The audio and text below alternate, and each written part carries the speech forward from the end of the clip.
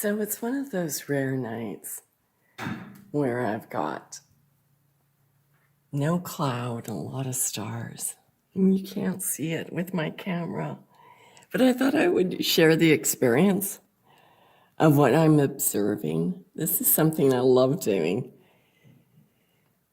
Just standing, I live in the country, so I really have a lot of stars when it does come out. And I spend a lot of hours in the evening just looking at the stars, especially if I wake up in the middle of the night.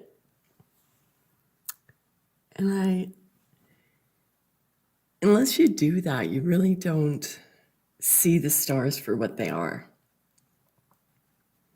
And what I find when I'm looking at them, I'm sorry for my long pauses because I'm looking at the stars, that they are alive and reactive. I know they blink, right? And we all know that they blink. We all see that from time to time. But there are more than that.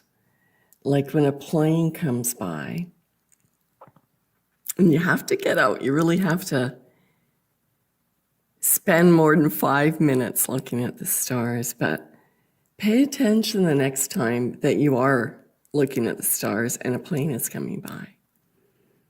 Watch the stars around them. They start blinking all over the sky. There will be blinking and blinking. Matter of fact, I'm watching a plane come by right now and the stars are starting to do this. And if I could film this for you, I would, because it's actually magical. And how can they be? I have no clue what NASA says how far they are. Quadrillion miles away as far as I'm concerned.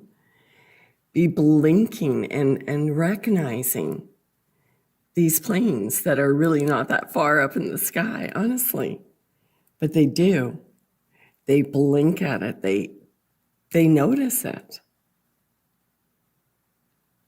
It's only looking are you going to be able to see these things. Just like seeing the chemtrails. You have to put down your phone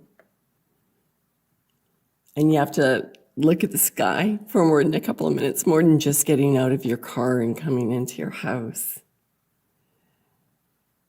It's really sad. You see people, all they do all the time, even when they're walking down the street, is they have a cell phone in their hand.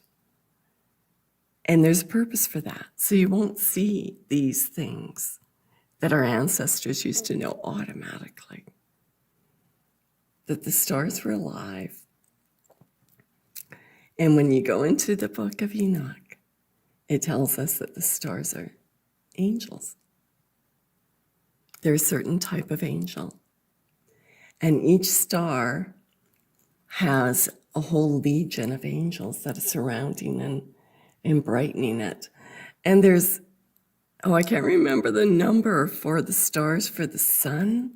I mean, not the stars, but the angels for the sun. Just, think about things that way. Because it really is that way.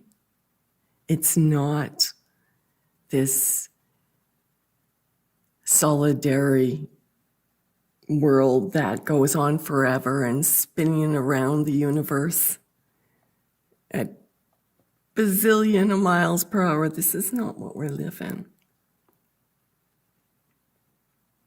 We live in a closed environment where the stars are watchers, angels. And they recognize the planes that go by. And the only way for you to be able to believe what I have just told you is spend a night under the starry sky. Good night, everyone.